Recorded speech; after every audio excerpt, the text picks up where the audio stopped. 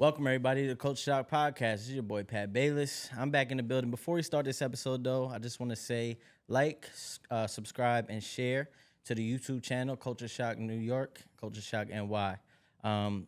Also, any merchandise is under cultureshock.net. So get your merchandise there, and let's get into this episode. So without further ado, one of the many great people in my life, I call him a friend. He's really family to me at this point. A great pastor, a good leader of men, of just people in general. Has really went viral recently, which is amazing. But it's great to have my friend, my family back. Pastor Stephen, how are you, man? I'm good. No complaints from me, none. Listen, man, you missed the viral now. That's all I can say. You missed the viral right now. Well, we are. Yeah. As I always tell you, still can't believe it. Wasn't planned or anything. It was just one of those organic moments of like 1 minute out of an hour, 2 hour conversation. It's amazing. Yeah. It's touched so many lives. I believe at this point, anybody that wants to check it out, it's under the Instagram and the TikTok, Culture Shock NY. It was about faith. And it's touched over, combined on TikTok and Instagram, it's touched over 700,000. That's crazy. 700,000 people's eyes and ears. It's just amazing. Wild. A lot of messages, a lot of even in the comments, like, man, I needed to hear this. Yeah. It really shows you that people are struggling every single day, even with just having the little bit of faith in life. And I thought, to really talk about faith. And I think it's important. People going through storms in life. Everybody's going through the highs and the lows. If anybody's checked out the Bible study, you talked about that. And, this one I wanted to call Faith in the Storm because, like I said, so many people going through it. Whether they want to admit it, whether they want to say it, sometimes it's shown on their face how much they're going through it. So, for the people that wrote in those comments or for the people that watched it, I hope they do watch this episode because I feel like it will be, again, super important. So let's jump into faith. Sure. When did you ever feel in your life, now we've talked about on podcast your life and growing up and all of these things. When did you ever find yourself in life with your faith kind of swaying, where you don't know if you truly have that faith that, you growing up in a church, right? And you being around your father who was a pastor. When in life did that ever start to sway? I think my faith always sway. I don't think you ever get to the point where you are completely sure. I think it's one of those growing kind of disciplines that every day you get better at it. I don't think there's ever will be a point in time in my life where, or anyone's life, where we perfect it, where we have it all together. And I think that's the reason why we trust God so much, because we don't have it all together. We don't have all the answers. Life is unsure. There's a lot of uncertainty about life. And so I don't think there's ever a moment where I don't doubt, where I'm wondering what's next. But I guess that's where the faith is. It's that reliance and trust in God because of my experiences with Him, that He's yet to ever let me down. So I think that's what it is. But I think it's one of those things every single day. It's a roller coaster of ups, and there'll be days where my faith is extremely strong, and then there'll be days where my faith feels extremely weak. But in that, I know that at least God is consistent. Yeah. Right. I think for me, faith never felt swayed in ways because I felt like, thank God I had a good childhood into an adulthood, you know? So it never felt like I never thought about faith so deeply until I got older. Yeah. I want to break down faith in so many different ways. Yeah. Like, there's faith in God, right? You have faith in God. You have faith in this. And then there's faith in your friends and your family and things of that nature. And I find that we have more faith in the people that we see. Right. The people that we're around, the people that we have hope for. Yeah. more than we have faith in God. So did you ever find yourself having that problem too, where you're having more faith in the person than actually God who you're praying to? Absolutely. I think it's because we're physical beings where we want to trust what we can see. And God, you can't see, you feel, you know. And with God too, it's trusting his timing. And sometimes I would trust my friends because at least I can get that immediate response from my friends. But with God, there has to be a level of patience where I have to wait on him. And I think in those moments, in that time of waiting, I can get a little antsy, a little anxious, and where I try to do things myself or trust my friends. And so that's the battle that we're constantly going through, whether we wait on God and trust for him to answer, or we try to come up with a plan B or C and circumvent God to go to our friends. And so that's a constant battle too. Trusting myself, trusting my friends more than I trust the timing of God. Yeah, I think even for people that are put in positions of quote unquote power or quote unquote went to school for things, we have more trust in what they say than what is in the Bible. I'll give you an instance that happened to me just recently. I went and got my blood work done. I was feeling a little weird, a little off, so I went and got my blood work done, and I just knew something was off, like something. But I'm a worry wart. So like anytime I feel off, I go right to the worst possible scenario. Anything I told, I automatically overthink it, Google it. And you know, if you go to Google, you get in the worst possible stay off scenario. WebMD. Let's do. We trust WebMD more. Yeah, let's stop. Exactly. Right now, somebody's Googling some symptoms right now that they're going through. Stay off at WebMD. So I went and I did my blood work there, and the doctor told me, he said exactly this. He said, we're gonna get the results.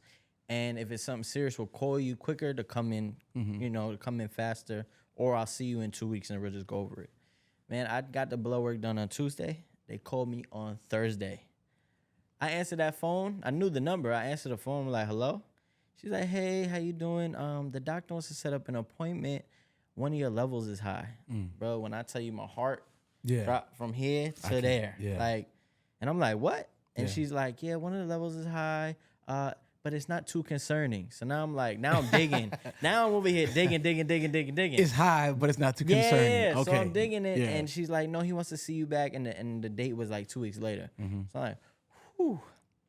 But in those moments, I'm not having faith. Right. I'm not gonna lie, I'm not having faith. I'm more so scared. Yeah. I'm scared. I'm not putting my trust in God to be like, I know I'm okay, even though something may be high. All right, something I gotta fix. Yeah. Maybe God's telling me, hey, but take care of this. It wound up being my cholesterol was high and my sugar was kind of high. So I just gotta eat better. You know what I'm saying? But it's all fixable, thank God. But in that moment, I wavered heavily. Like the faith was like, no, I want the doctor to tell me what I need to hear instead of praying on it and being like, God, I know you got me regardless. Through whatever this storm is, you're going to take care of it. Yeah. And that's just an example that pops in my head, I think that's when I was trying to explain faith outside your limits, I think sometimes we put it in the scenarios where it comes to possessions and finances and some form of other kind of like blessings as a car or a job. But when I say faith outside your limits, it's outside your understanding, outside your intelligence, outside of your intellect, outside of your wisdom. And I think that's where it is. When you don't know, when you're not sure, that's where faith resides. Faith resides in the unknown. I can't trust anything because I don't have the information. So now I have to put all my trust in God because the only one that knows is him. That's when I was trying to say faith outside your limits. If you knew it, you wouldn't tap into faith. But you need to tap into faith when it's outside of you. It's beyond your boundaries of thinking. It's now you're starting to worry, and this is where God resides. He's waiting on the outside of your comfort zones where I have to trust you because you're all I have at this point. I don't know what else or where else to turn. I'm checking WebMD and I can't trust it. So the only thing I can now look and put my faith in is you. And that's what I was trying to get at. And making people understand when I'm saying about faith outside your limits. Yeah, I think sometimes we even turn our back on him because even as young adults or children, we think of our parents as that filler, right? We think of our parents as they got my back. They're gonna have the right answer. They're going to clean up this mess. They're going to do what is needed, and we kind of turn our back in a way to God in that manner as well, where it's I'm going through this. I just my parents is gonna help, or yeah, I used to remember like my pops. I used to talk to my pops, and if my pops told me something, I'd believe it. You know what I'm saying? My mom told me something, I'd believe it rather than X, Y, Z. That was the source. And I think where the world is struggling is God is not their source. Their source is everything else. Their source is negativity.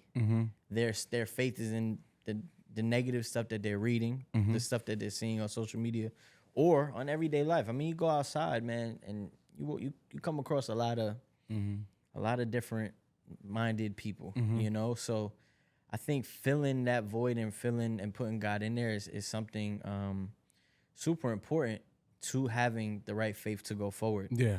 Do you think that, like, even now as like a father, do you lean into faith more with your children, because your children have to grow up, right? And you can only do so much. You can only tell them so much. Like, there's only so much you could preach. There's only so much they could see, but you have to eventually let them go into the world. Yeah. Do you ever struggle in that part of it with your faith, where it's like, Lord, I trust in you, but man, I'm so scared of what they're gonna come into? Yeah. I think first of all, parents are the first imagery of God that we have. That's our introduction to God is through our parents.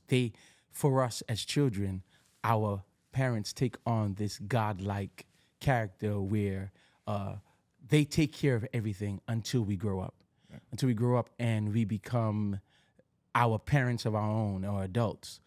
For me, I try my best to teach my children faith, but I know at one particular time in their life, they're going to grow up and they're going to realize that, I have faults. I'm fragile. I may not be as consistent. I have failures, and they're going to have to rely on God. And so my faith is that I can teach them about faith and have faith that they have learned how to trust God by themselves on their own.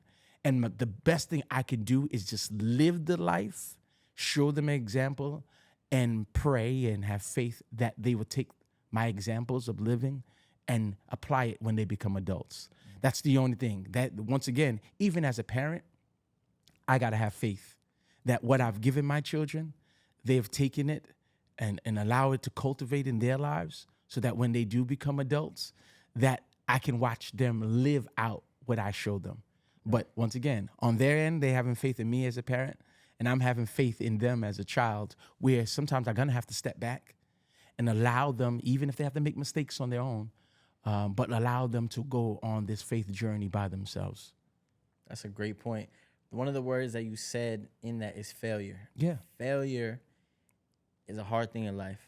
Failure in life in general. If you feel like you're a failure in life, if you feel like you're a failure in relationships, if you feel like you're a failure as a parent, failure, that word failure is so deeply rooted. And I think that is something that is another like poke in that word faith, is being a failure in something and that pushing you away.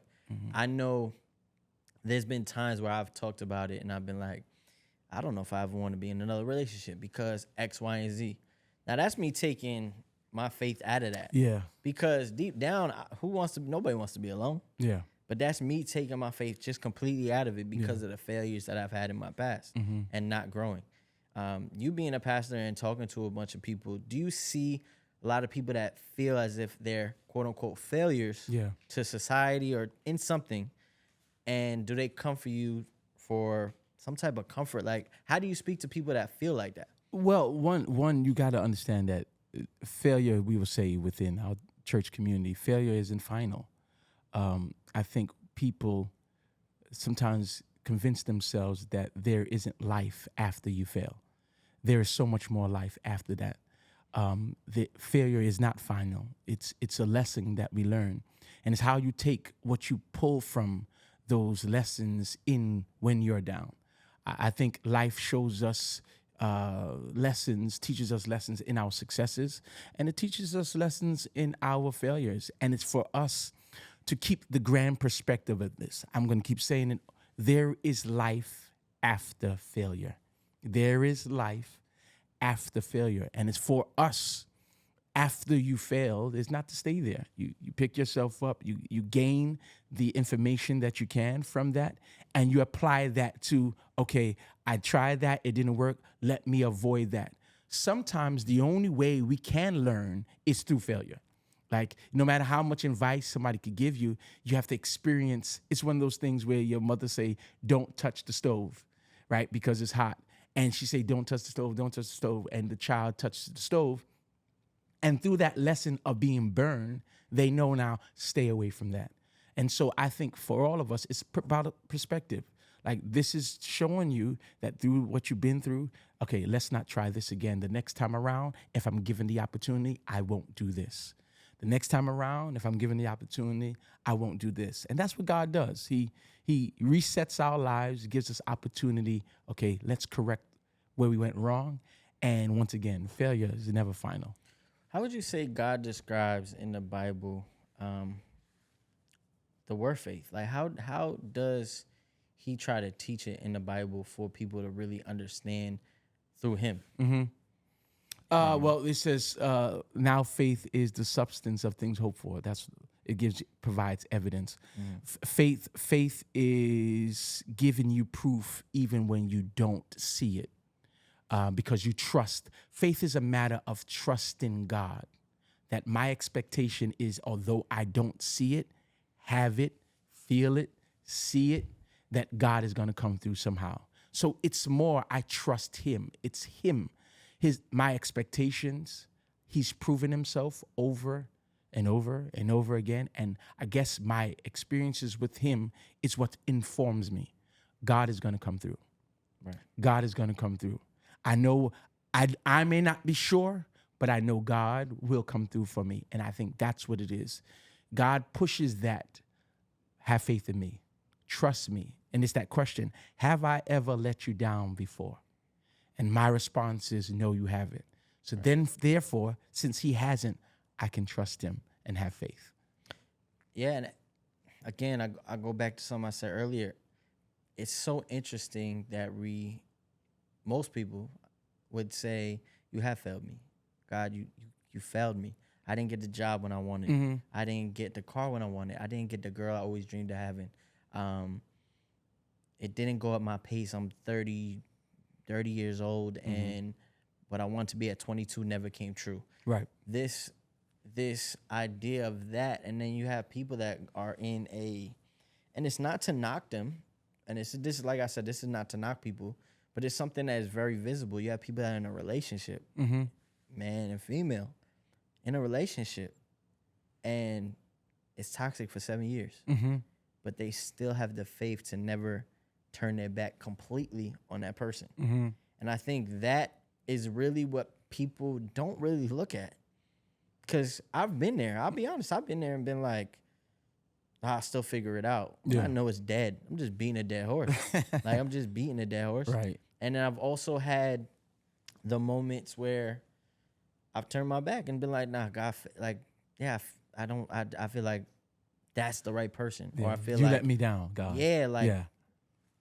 How does it happen? You know, and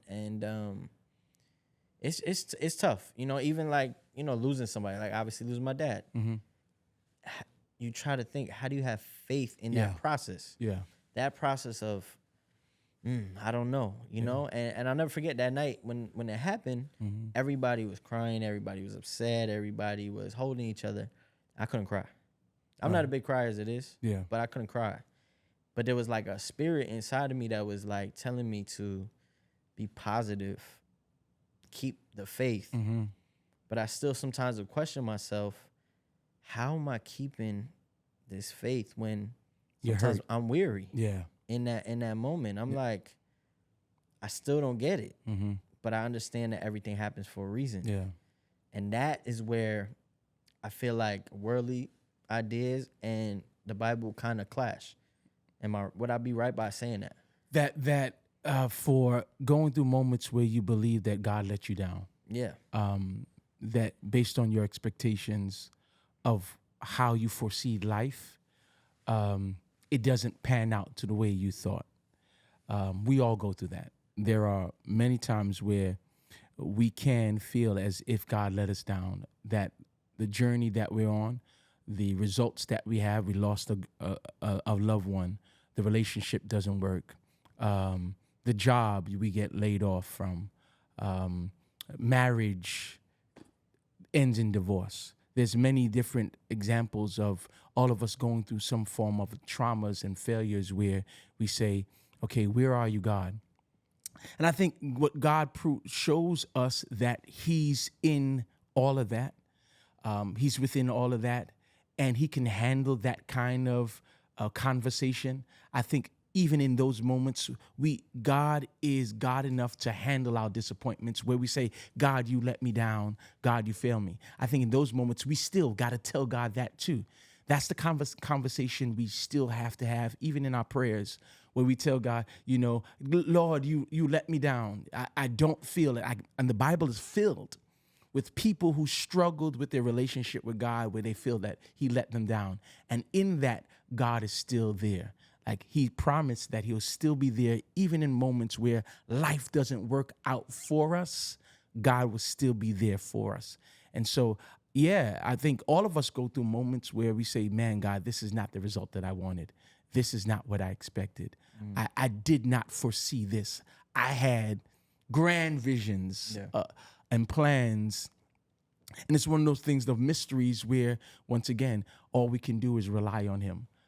Trust him that he's ultimately anything that he decides, the Bible says he's holy and he's a good God. And so sometimes the decisions we may not like, but it's for us to trust God, that he's at least have a plan for us, if that makes sense. Absolutely. Like with that, also, I also want to put out there, there's a level of work that has to do with sometimes the faith. I remember you said, like, there's certain things you'll say, like, I'm going to be the president tomorrow. We know it's not going to happen. Not tomorrow. Right? I mean, it could. It could. Yeah. You know what I'm saying? Yeah. But most likely it's not. It's like that. But then it's the work behind it. It's like, God, I have, like, right now, I have to change up everything I eat. And I have the faith that I could do it, that I know that I believe God can get my mind right to stay locked in. Because I know sometimes, listen, food is food. Everybody like food. It can sway you very easy.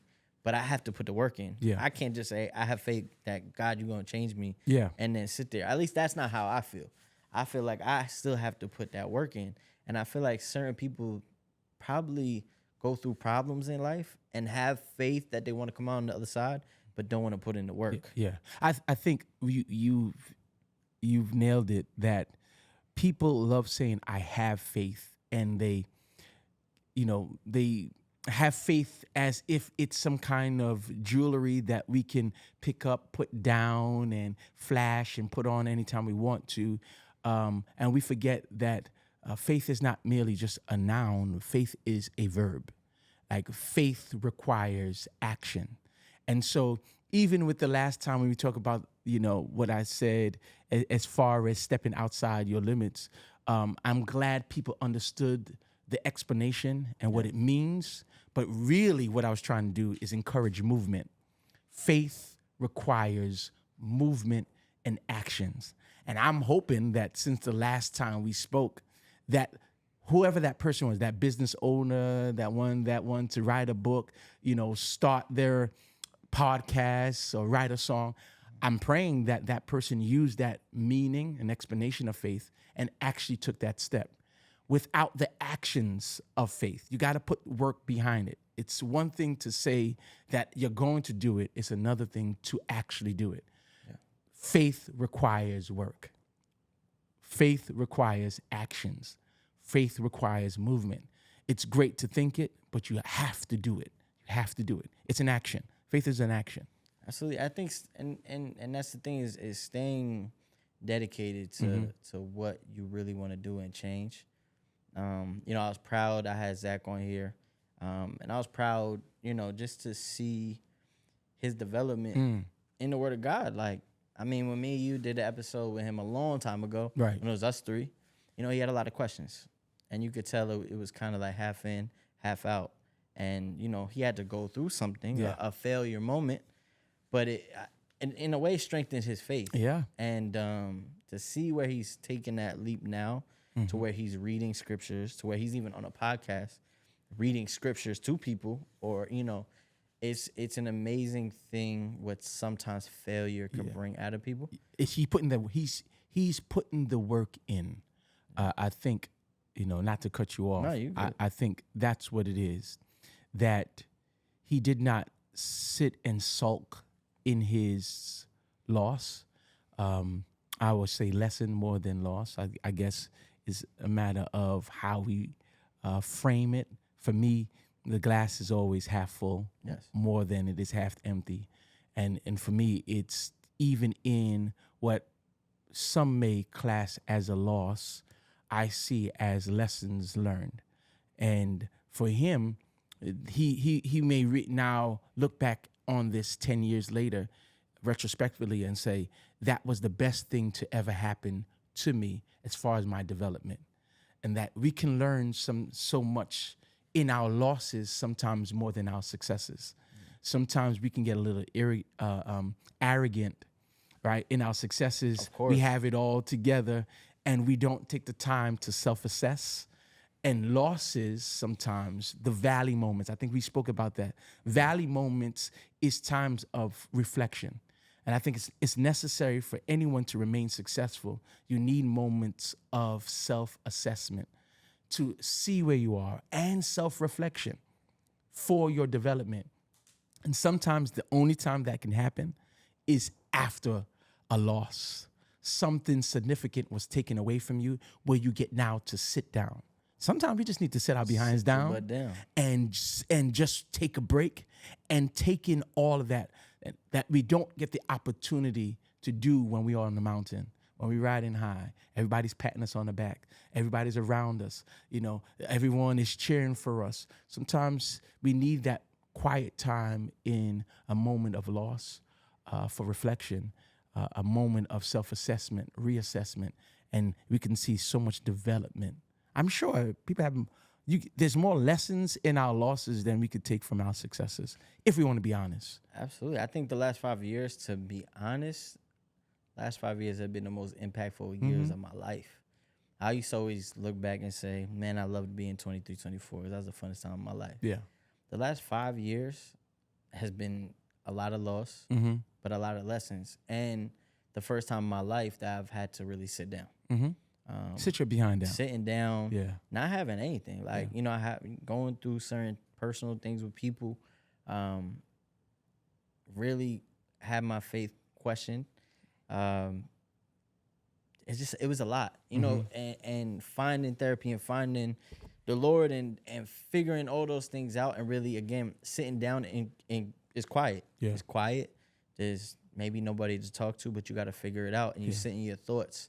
And a lot of people try to run from their thoughts. A lot of people try to run from those problems. A lot of people try to run towards somebody else or towards that pat on the back that you're talking about.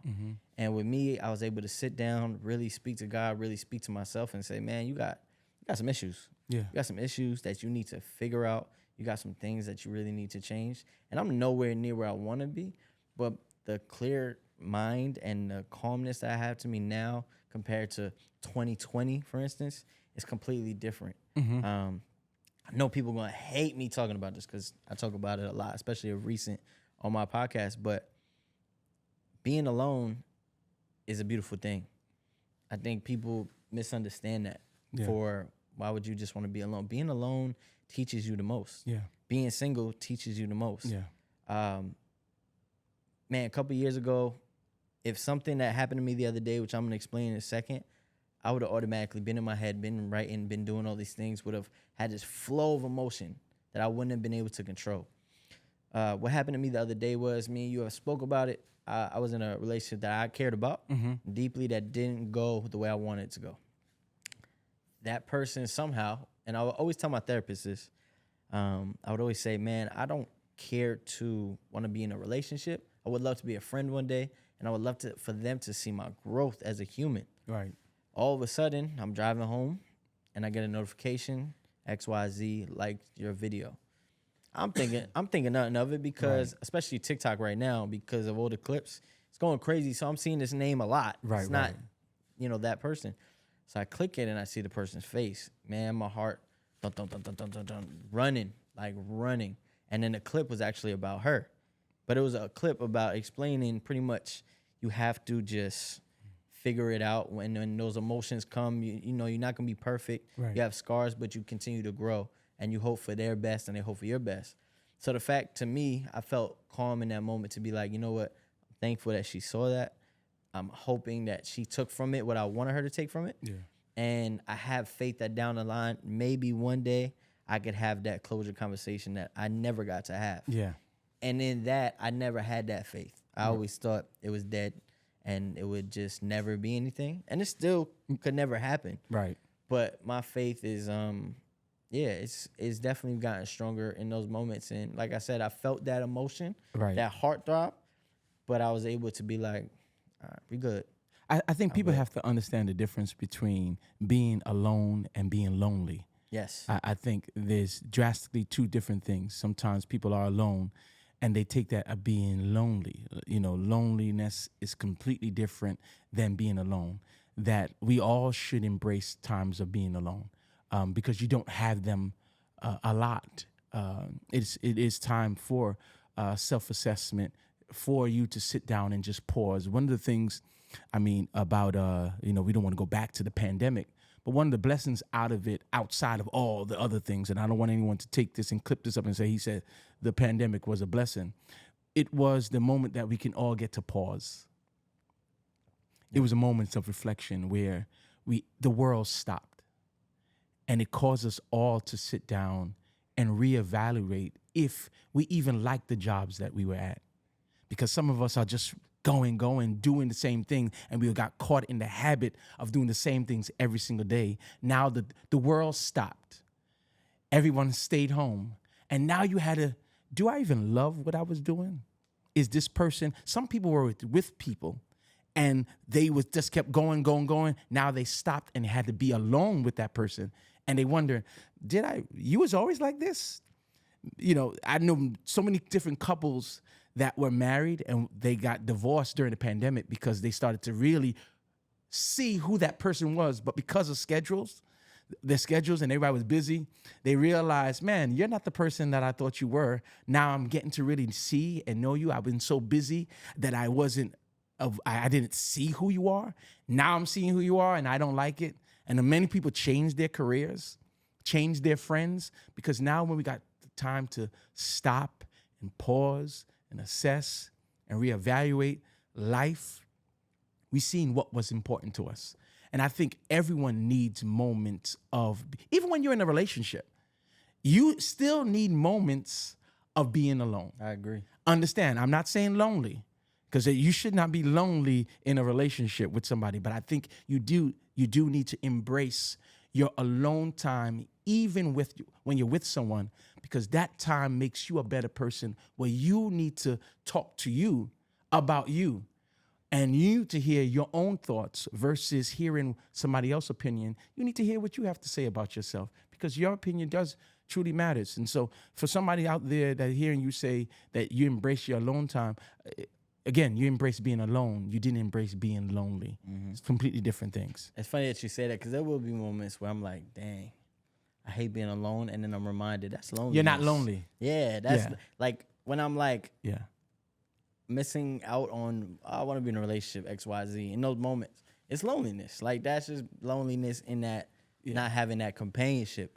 But being alone, I'm completely fine. Yeah, like, loneliness is a mindset, right? You know, loneliness is a mindset where you thinking, I'm by myself, no one wants me. Oh my God! And in those times of loneliness, you got to be careful, because you can make some really bad relationship Choices. decisions and choices when you allow that mindset of loneliness. Now you're just chasing anything or anyone to try to take away that feeling.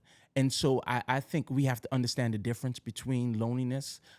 There is a saying called HALT, HALT, never make a decision when you're hungry, angry, lonely, or tired. Those are the worst decisions you can make when you're hungry. If anybody been hungry, you're really hungry, and then you go buy some fast food that doesn't satisfy your needs. Or when you're angry, you say some things that you shouldn't say, that right, because you're angry. Or you're lonely, you make some relationship choices that you shouldn't have. Or you're tired. Yep. You make some bad decision. So all of those things are necessary. Like, I think for us to pay attention to who we are, and being alone is okay.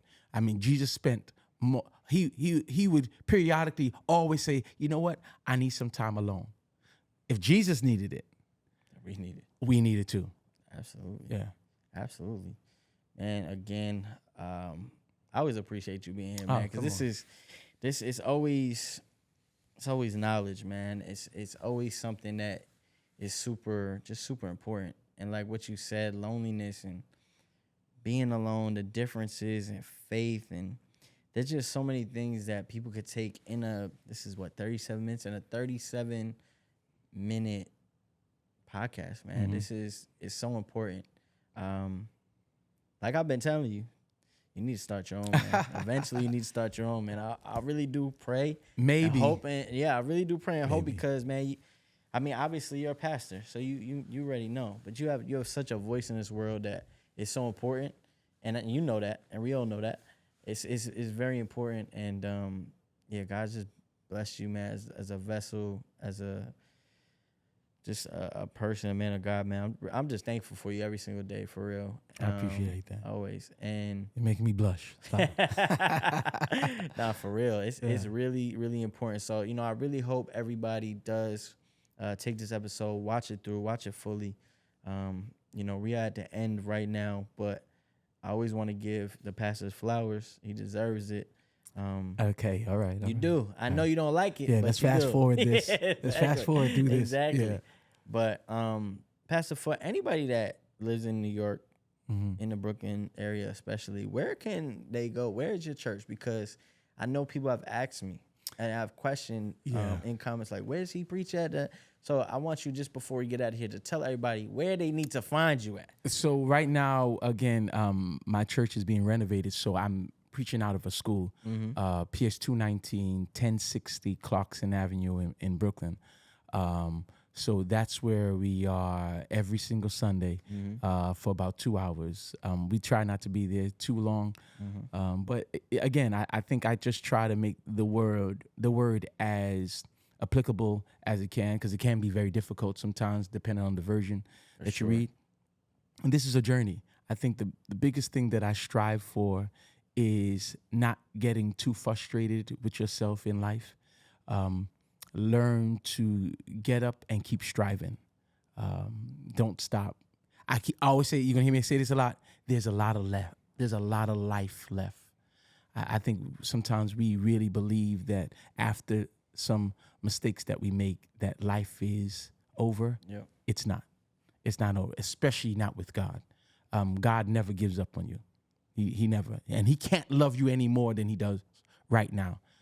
So you can't let down God, and that's one of the things that I strive by, that I know with him I can't let him down, and he loves me even beyond my mistakes. So Absolutely. That's my encouragement to everyone else. Pastor, thank you again, man. I appreciate you for being here. Again, before we get out of here, like, share, subscribe, Culture Shock NY on YouTube, Instagram, TikTok. Check out everything, especially with Pastor Stephen in it. Check all the Bible studies. There's a tab in there as well. And really just continue to stay locked in. We appreciate you guys. I know everybody takes their time to watch this. So I am truly appreciative for you guys, and continue to strive to be great. And with that being said, it's another episode of the Culture Shock Podcast. We out here.